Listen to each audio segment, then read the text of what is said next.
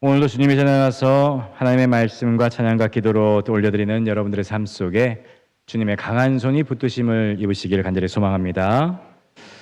오늘 본문 말씀을 보게 되면 이 가버나움에 사는 백부장을 우리가 만날 수가 있습니다. 이 백부장의 이름은 성경에 나와 있지 않습니다. 하지만 성경을 통해서 이 백부장이 어떤 사람이었는가를 우리는 간접적으로 알 수가 있습니다. 무엇보다도 이 백부장은 로마 군대의 백부장으로서 이는 유대인이 아닌 이방인이었습니다. 사도행전 10장을 보게 되면 이 가이사랴 고넬료라고 하는 백부장 역시 유대인이 아닌 이방인이었죠. 오늘 본문의 백부장이나 이 고넬료나 둘 다 이방인이었지만은 유대교로 개종한 사람들이었다는 것이죠. 이방인 중에 유대교로 개종한 사람들을 성경에서는 하나님을 경외하는 자라고 불렀다고 합니다. 하나님을 경외하는 자. 이 이방인이었지만은 유대교에서 믿는 여호와 하나님을 참 하나님으로 믿고 그분을 따르는 사람을 하나님을 경외하는 사람들이라고 불렀다는 거예요. 오늘 마태복음 8장에 등장하는 이 백부장은 유대인을 위해서 좋은 일을 많이 했던 사람이었습니다. 7장 5절에 보게 되면은요, 그가 우리 민족을 사랑하고 또한 우리를 위하여 회당을 지었다라고 소개를 하고 있습니다. 이 바벨론 포로 후에 각 민족으로 흩어졌던 이 유대인들은 그들의 믿음을 지키기 위해서 그들이 할 수 있었던 것은 바로 회당에 모여서 하나님을 예배하는 것이었습니다. 예루살렘 성전까지 그들이 함께 모이지 못하기 때문에 회당에 모여서 각 마을에 있는 회당을 통해서 성경을 읽고 기도를 하면서 하나님께 예배를 드렸던 것이죠. 낯선 이방 땅에서 자신의 정체성을 잃어버리고 이방 사람들과 결혼을 하고 혼합되어서 믿음까지 잃어버릴 수 있는 그런 상황에 놓여 있었지만은 그들은 하나님에 대한 신앙을 버리지 아니하고 그들의 믿음을 가정에서의 신앙 교육으로 또 회당에서의 성경 공부와 예배로서 그들의 신앙을 지켜나갈 수가 있었던 것입니다. 이 유대인들의 이러한 특별한 믿음의 모습을 보면서 이방 사람들은 어떻게 그런 믿음을 가질 수 있을까라는 생각을 하게 되었던 것이죠. 유대인들은 무엇인가가 다르다는 그러한 느낌, 이 어떤 경외감을 가지고 그들을 바라봤다는 것입니다. 로마 군대가 군사력과 물질을 더 많이 가질 수는 있었겠지만은 이 신앙과 경건에 있어서는 유대인들을 따라갈 수가 없었던 것입니다. 그런 모습을 보면서 오늘 본문에 나오는 백부장 역시 유대교로 개종을 했던 것이고 또 유대 사람들을 위해서 좋은 일들을 많이 했다라고 성경은 이야기하고 있습니다. 그런데 오늘 본문에서 이 백부장은 그의 종이 중풍병에 걸렸다는 것을 말하고 있습니다. 그러면서 주님을 찾아오게 되죠. 이 사실 백부장 정도의 돈과 권력을 가진 사람이라면 자기 집에 있는 종 하나쯤이야 집에 있는 물건 하나로 취급할 수도 있었을 것입니다. 그리고 그 종이 아프든지 말든지 죽든지 뭘 하든지 나하고는 상관이 없다라고 생각할 수도 있었을 거예요. 그런데 실제로 보면은 인류 역사에서 권력자들이 종들을 무시하고 학대하고 팔아버리고 사람 취급 안 하는 것이 전례였습니다. 그냥 그렇게 물건 취급을 하는 종들이었죠. 그런데 이 백부장은 자기 종의 고통을 외면하지 아니하고 주님께 찾아온 것을 보면 하나님을 경외하는 사람들이라는 그 이름에 걸맞게 그런 모습을 보여줬던 것입니다. 여러분, 믿음 생활을 하는 사람들 중에서도요, 가끔 보면 정말 냉정하고 차갑게 보이는 사람들이 있지 않습니까? 똑같이 교회를 다니고 있는데 예수를 믿는 사람이라고 하는데 남의 고통과 남의 아픔과 남의 슬픔을 아무렇지도 않게 여기는 그러한 현 시대의 사람들을 우리가 종종 만날 수가 있습니다. 성경에서 보면은요, 선한 사마리아의 비유에서 강도 만난 사람을 보고도 그냥 지나쳐버리는 제사장과 그리고 레위 사람들, 이 사람들처럼 신앙생활을 하고 있는 현대인들이 종종 있다는 것입니다. 제대로 하나님을 믿는 사람이라면, 하나님을 경외하는 사람이라면 사람들의 아픔을 나의 아픔으로 여길 줄 알고 사람들의 고통을 나의 고통으로 여기고 돌볼 줄 아는 모습이 진정한 하나님을 경외하는 사람들의 모습이겠죠. 여러분, 우리 복음교회 성도들의 마음밭이 이렇게 긍휼의 마음을 가지시기를 간절히 소망합니다. 오늘 말씀을 통해서 우리가 보면은 이 백부장이 종의 고통스러운 상황 속에서 그가 한 행동이 무엇인지를 우리가 볼 필요가 있습니다. 그것은 바로 예수님께 자기의 문제를 가지고 나왔다는 겁니다. 우리는 우리의 문제를 여러 방법으로 해결하려고 하죠. 어떤 사람들은 자기 혼자 모든 문제와 고민을 떠안고 살아가려고 합니다. 또 어떤 사람은요, 다른 사람들을 찾아가서 자신의 문제를 내어놓고 해결하려고 노력하는 사람도 있습니다. 또 어떤 사람들은 거짓되고 잘못된 방법대로 그 문제를 해결하려고 편법을 써서 그 문제를 해결하려고 하는 사람들도 있다라는 것입니다. 그런데 중요한 것은요, 우리의 문제를 누구한테 가져와야 됩니까? 주님께 갖고 와야 된다는 것입니다. 성경을 보면 우리의 문제를 주님께 진정으로 가져오는 사람들은 그 문제를 모두 다 해결받은 것을 우리가 볼 수 있습니다. 요한복음 2장을 보게 되면 포도주가 떨어져서 가나 혼인잔치가 엉망이 될 수 있는 그러한 위급한 상황에 놓여 있었습니다. 그때 예수님의 어머니 마리아는 예수님께 포도주가 없느라고 그 문제를 가지고 나왔어요. 그때 어떻게 되었습니까? 물이 포도주로 변하는 하나님의 역사하심이 일어나게 됩니다. 또한 한나는 자식이 없어서 무시당하면서 정신적으로 몹시 힘들어하고 있을 때에 성전에서 하나님께 부르짖고 기도를 하였습니다. 그때 하나님께서 그에게 누구를 주었습니까? 사무엘을 자녀로 허락하게 주셨던 것이죠. 앞을 보지 못했던 소경 또한 나사렛 예수여 나를 불쌍히 여겨달라고 기도하자 그가 어떻게 되었습니까? 그의 눈이 떠지게 되었습니다. 아버지 집을 떠난 탕자가요, 돼지를 치면서 돼지가 함께 먹던 그 쥐염 열매를 먹어야 했을 때에 그때 그가 무슨 생각을 했습니까? 아버지 집을 생각하게 되었습니다. 만약에 탕자가 돼지가 먹는 그 쥐염 열매를 먹으면서 그냥 내 평생에 비참하게 쥐염 열매나 먹다가 죽자라고 생각을 했다면은 그는 아버지의 집으로 평생 돌아가지 못했을 것입니다. 하지만 그들은 모두가 하나님께 자신의 모습을, 아버지께 자신의 모습을 내어 비쳤을 때에 그들의 문제를 해결받았다는 것을 우리는 성경을 통해서 알 수가 있는 것이죠. 여러분, 이것은 무엇을 말하는 것입니까? 바로 우리들의 근본적인 문제 해결은 오직 주님께만 있다라는 것입니다.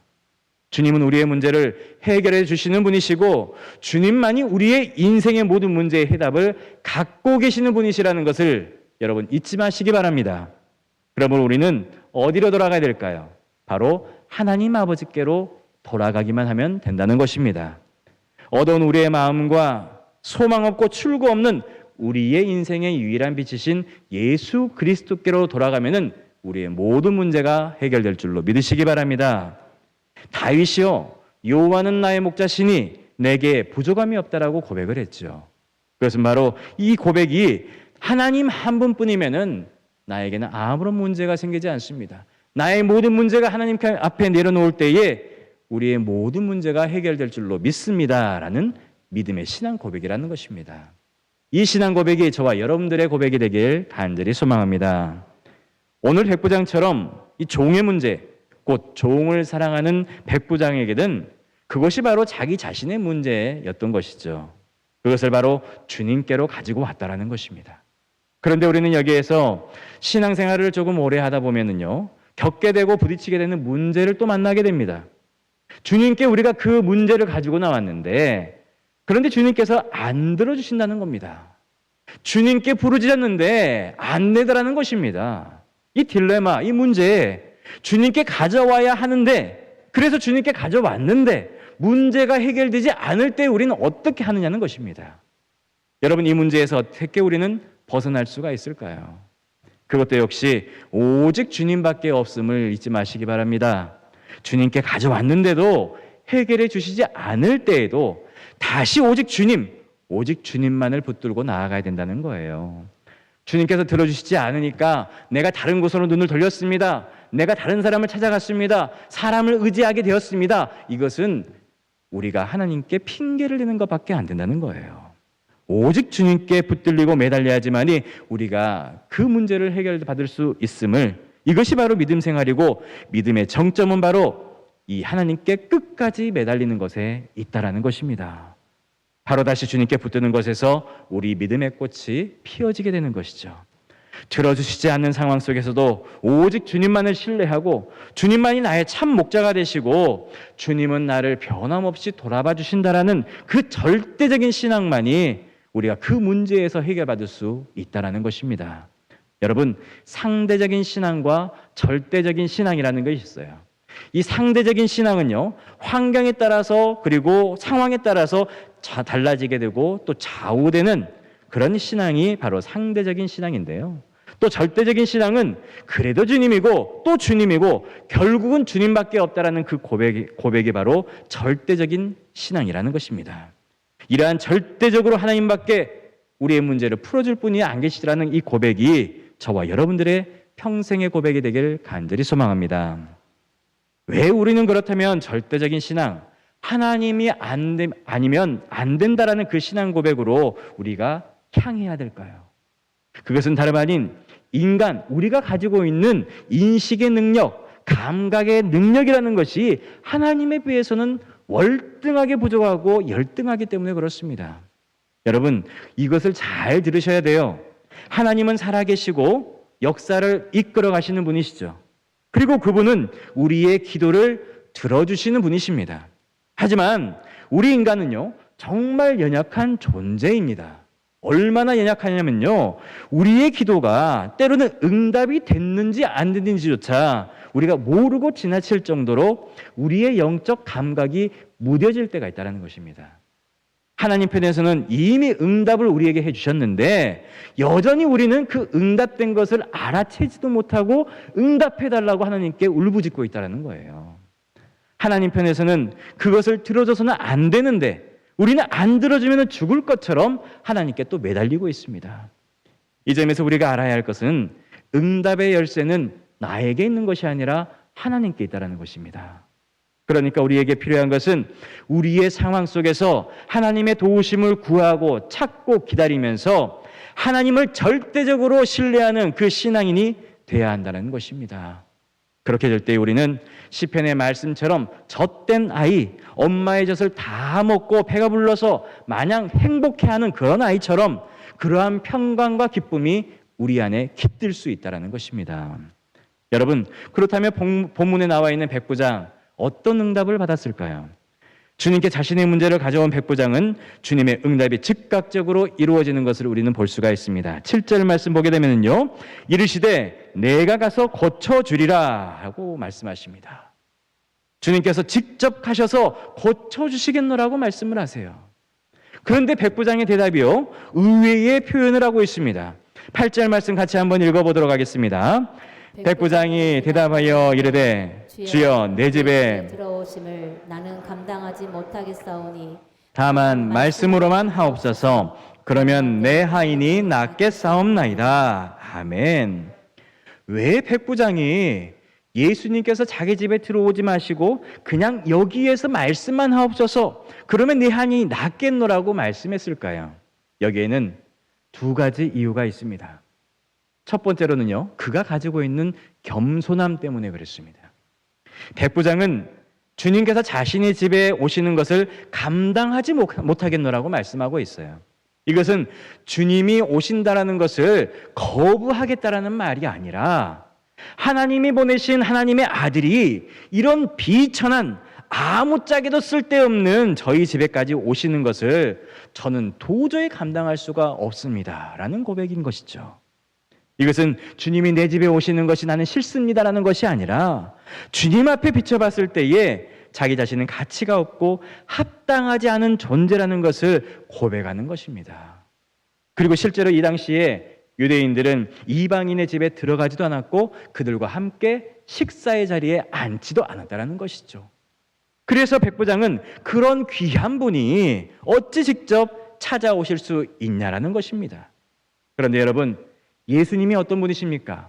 경계를 허무시는 분이 우리 예수님이십니다.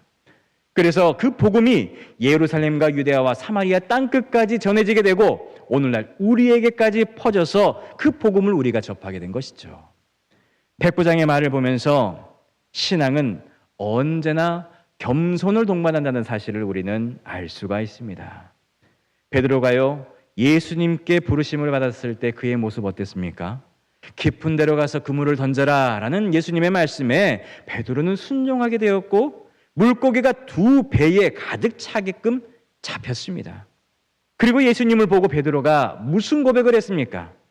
이게 하나님의 만나는 사람들의 모습. 주여 나를 떠나소서 나는 죄인이로소이다 라고 하는 겸손한 모습을 보이게 되었습니다. 여러분, 이 모습이 바로 예수님을 만난, 하나님을 만난 사람들의 올바른 모습이고 겸손한 모습이 되는 것입니다. 이사야 6장을 보게 되면 이사야가 성전에서 하나님의 옷자락이 가득한 것을 보게 되고 그리고 이렇게 이야기를 합니다. 3절 말씀 같이 한번 읽어보도록 하겠습니다. 서로 불러 이르되 거룩하다 거룩하다 거룩하다 만군의 여호와여 그의 영광이 온 땅에 충만하도다 하더라. 아멘. 이 말씀을 천사들로 인하여서 듣게 되자 이사야가 뭐라고 했습니까? 5절 말씀 같이 한번 읽어보도록 하겠습니다. 그때 내가 말하되 화로다 나여 망하게 되었도다. 나는 입술이 부정한 사람이요 나는 입술이 부정한 백성 중에 거주하면서 만군의 여호와의 신왕을 배웠음이로다 하였더라. 아멘. 이 말씀을요 우리 이상호 목사님 잘하시는 전라도 말투로 바꾸면은 오메 어찌하였을까? 하나님을 내가 바보로 쓰니 인자 죽게 생겨되어 버렸네 라는 말이에요. 어찌하였을까? 이를 어찌할꼬? 이 더러운 입술이 부정한 사람이고 부정한 백성 중에 거주하는 내가 하나님을 봐버렸으니 이제 나는 어떻게 한단 말인가 라는 한탄의 목소리입니다. 여러분, 하나님의 위엄 앞에서 인간이 취할 수 있는 태도가 바로 이런 모습입니다. 이 모습이 낮아짐이고 엎드림인 것이죠. 우리가 드리는 예배는 바로 하나님 현존 앞에서 내 자신을 모두 낮추고 하나님을 높이기 위해서 우리가 매 예배 때마다 우리는 이러한 겸손의 모습을 자기 자신을 낮추는 모습을 갖춰야 된다는 것입니다. 여러분 구약시대의 성막 안을 보게 되면은 성소와 지성소로 나누어지게 되죠. 이 성소 안으로 들어가게 되면 그 안쪽에 뭐가 있습니까? 지성소가 있습니다. 그 지성소 안으로 들어가게 되면은 법궤가 있습니다. 그리고 그 법궤의 뚜껑을 속죄판이라고 하는데 그 위에는 두 개의 스랍, 그러니까 천사의 모습을 한 스랍이 서 있습니다. 그런데 그 스랍의 얼굴을 보게 되면은요, 그 천사가 그 스랍이 어떻게 하고 있습니까? 그 양날개로 눈을 가리고 있어요. 얼굴을 가리고 있다는 거예요. 이것은 바로 하나님의 수종자인 천사들조차 하나님의 현존 앞에서는 자기의 얼굴을 들 수조차 없다라는 것을 표현하는 것이죠. 천사임에도 불구하고 하나님의 현존을 똑바로 바라보지 못하여서 얼굴을 가린다는 것입니다. 그 위험이 너무 크고 영화롭기 때문에 그런 것이죠. 태양을 정면으로 바라볼 수 없는 사람이 그렇게 얼굴을 가리는 것처럼 제대로 두 눈을 뜰 수 없는 것처럼 하나님 앞에서는 얼굴을 가려야 하는 것입니다. 하물며 인간인 우리는 어떻겠습니까? 디모데전서 6장 16절 말씀 같이 한번 읽어보도록 하겠습니다. 오직 그에게만 죽지 아니함이 있고 가까이 가지 못할 빛에 거하시고 어떤 사람도 보지 못하였고 또 볼 수 없는 이시니 그에게 존귀와 영원한 권능을 돌릴지어다. 아멘. 가까이 가지 못할 빛에 거하시는 분이 바로 하나님이시라고 말씀하고 있습니다. 하나님의 영광과 하나님의 위엄과 하나님의 거룩하심, 그분의 현존 앞에서 우리 인간이 취할 수 있는 태도는 경배와 찬양과 그리고 우리의 겸손밖에 나타낼 수 없다라는 거예요. 예수님도 하나님과 동등하신 분이신데 하나님의 동등함을 취하지 아니하시고 종의 모습을 취하셨다라고 성경은 말하고 있습니다. 하나님이신 예수님도 자신을 비우시고 낮추시고 십자가까지 지셨는데 하물며 인간인 우리는 어떤 모습을 하나님 앞에서 비춰야 할까요? 하나님의 아들 앞에서 백부장의 겸손한 믿음의 모습을 보인 것처럼 우리 또한 하나님 앞에서 예수 그리스도의 말씀 앞에서 낮추고 겸손한 모습을 보일 수 있는 저와 여러분들이 되길 간절히 축원합니다. 둘째로 왜 백부장은 예수님께서 우리 집에 오시지 말고 그냥 말씀으로만 해도 내 하인이 낫겠다라고 말씀하셨을까요? 그것은 바로 백부장이 말씀의 능력을 알고 있었기 때문에 그렇습니다. 말씀의 능력. 이 세상을 사는 사람들 중에는요, 말의 힘과 능력을 아는 사람들이 있습니다. 그리고 말의 힘과 능력을 인정하지 않는 사람들이 있어요. 특히 자신의 말에 힘이 있고 없고에 따라서 말의 힘의 능력을 경험하는 강도가 달라지게 되는 것입니다. 오늘 본문에서 보면 구절은 언뜻 보면 뜻밖의 말을 우리가 하고 있다라고 생각할 수가 있어요. 어찌 보면은 왜 구절의 말씀을 하였을까? 8절을 보게 되면 다만 말씀으로만 하옵소서, 그러면 내 하인이 낫겠사옵나이다라고 이야기를 하고 9절을 뛰어넘어서 10절을 보게 되면 예수님께서 들으시고 그의 놀랍게 여겨서 따르는 자들에게 이스라엘 중에 아무에게도 이만한 믿음을 보지 못하였노라라고 말을 하면은 이게 외려 더욱더 자연스럽게 이루어지는 것 같은데 왜 9절의 말씀을 들었을까? 나도 남의 수하에 있는 사람이요 내 아래에도 군사가 있으면 이대로 가라 하면 가고 저더러 오라 하면 오고 내 정도로 이것을 하라 하면 하나이다 라는 말씀. 이 말씀을 보게 되면은요, 이 백부장이 지금 자기가 백부장이라고 자랑을 하는 것인가? 라고 생각을 할 수도 있습니다. 나 이 정도의 위치에 있어 라고 하는 것처럼요. 그런데 여러분, 오늘 말씀의 키포인트, 핵심절이 바로 이 9절의 말씀입니다. 9절은요, 왜 백부장이 자신의 집에 예수님이 오시지 않고 그냥 말씀만 하시면 낫게 할 수 있는지 그 이유를 설명하는 것이 바로 이 9절의 말씀이라는 거예요. 저도 남의 수하에 있습니다. 그렇죠. 백부장은 누구 밑에 있습니까? 천부장 밑에 있습니다.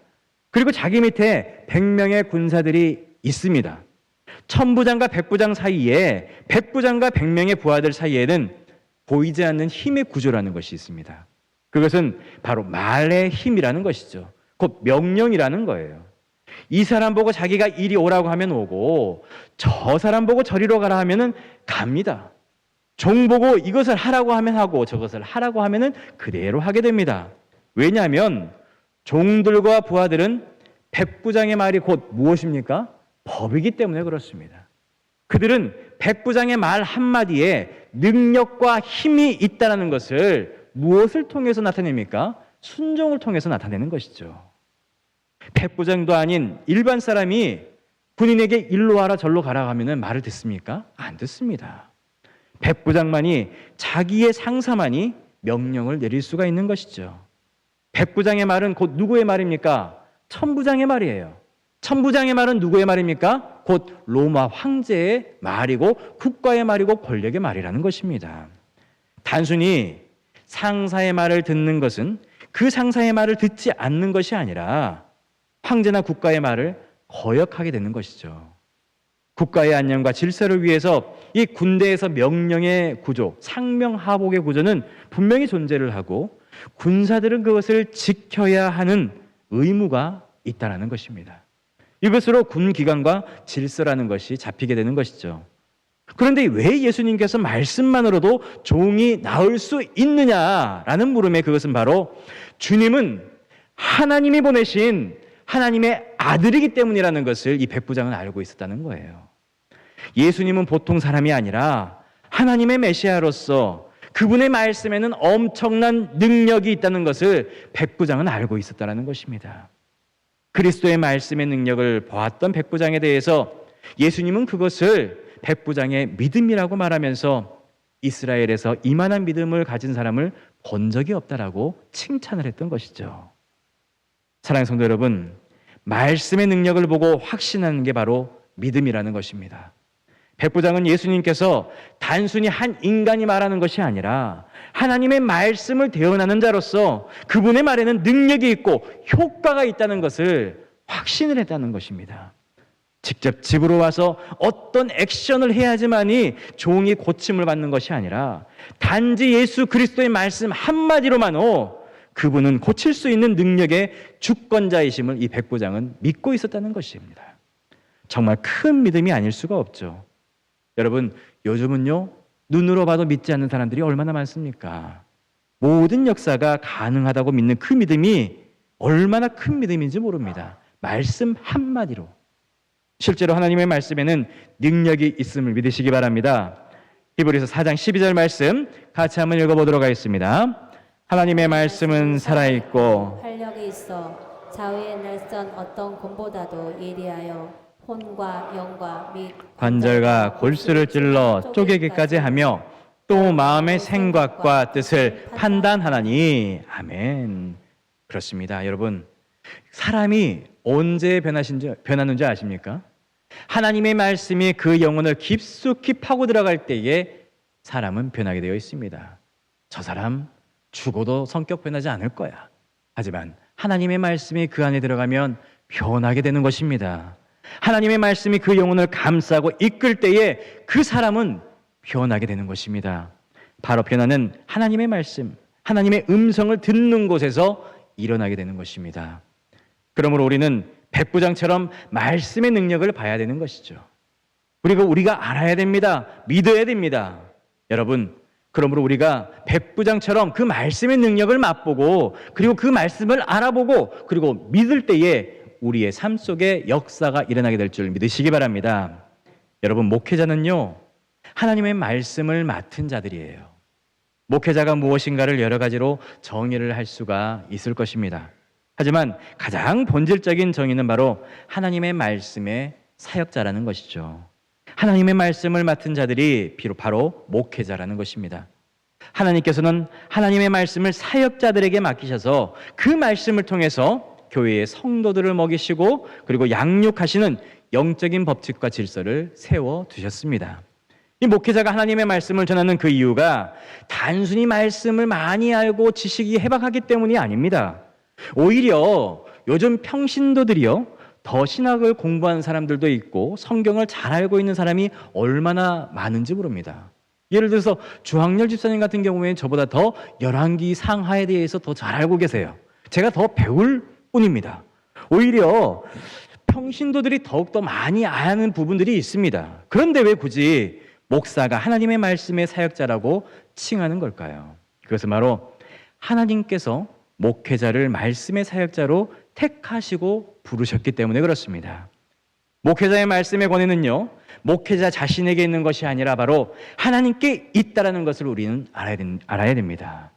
그러므로 목회자의 말씀의 권위는 그 목회자가 얼마나 하나님의 말씀을 순전하고 바르게 전달하느냐에 따라서 영적인 권위가 달려있다는 것입니다. 목회자의 말씀의 권위는 목회자의 인격과 목회자의 지식과 목회자의 학력에 있는 것이 아니라 하나님의 부르심에 얼마나 신실하게 응답하고 그 직무를 순전하게 감당하느냐에 따라서 달라지게 된다는 것입니다. 여러분, 우리는 말씀의 능력의 중요성을 알아야 됩니다. 또한 그 말씀의 능력이 효과 있게 하는 것이 무엇인지 역시 알아야 됩니다. 하나님의 말씀이 효과 있는 말씀이 되게 하는 것은 바로 믿음의 순종에 있다는 것이죠. 그물을 싣고 배에 있는 배에 이 베드로에게 주님께서 깊은 데로 가서 그물을 던지라고 말씀을 하셨습니다. 만약에 베드로가 자기의 상식과 지혜와 경험을 가지고 그 예수님의 말씀을 듣지 않았더라면, 그리고 그물을 내린다고 해서 고기가 잡히겠는가라고 생각했다면 그는 예수님의 말씀을 그냥 흘러보내버렸을 것입니다. 순종으로 연결되지 않는 말은 우리는 헛소리라고 하는 것이죠. 아무 효과 없는 무의미한 소리가 될 수밖에 없습니다. 허공을 떠널다가 사라지는 그 헛소리, 예수님의 말씀을 단지 헛소리로 베드로는 흘려보낼 수도 있었습니다. 하지만 베드로의 순종, 밤이 맞도록 수고하였을 때 잡은 것은 없지만은 말씀이 의지하여 그물을 내리리이다 라고 베드로의 순종과 함께 주님의 말씀이 엄청난 효력을 갖게 됨을 우리는 알 수가 있었습니다. 한마디로 잡지 못했는데 두 배에 가득 넘치도록 그 잡을 수 있는 놀라운 하나님의 역사를 베드로가 경험할 수 있게 되었죠. 물론 이미 예수님의 말씀은요, 그 이전에도 효력을 담고 있습니다. 하지만 그 효력이라는 것이 현실로 우리가 되는 것은 성도의 순종에 있음을 우리가 알아야 됩니다. 사랑하는 성도 여러분, 예수님의 말씀이 우리 삶 가운데에 현실로 힘을 발휘할 수 있도록 순종함으로 나아갈 수 있는 저와 여러분들이 되길 간절히 소망합니다. 그리고 이런 순종은요, 계속되는 순종의 열매를 맺게 해줍니다.